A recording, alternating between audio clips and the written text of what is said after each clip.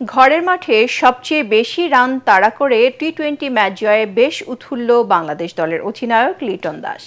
দলের ব্যাটিংয়ের প্রশংসা করেন তিনি।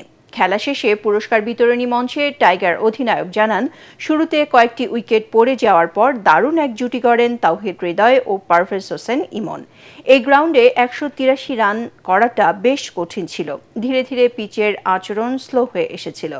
সেখান থেকে জয় পাওয়ায় কৃতিত্বটা সম্পূর্ণ ব্যাটসম্যানদের।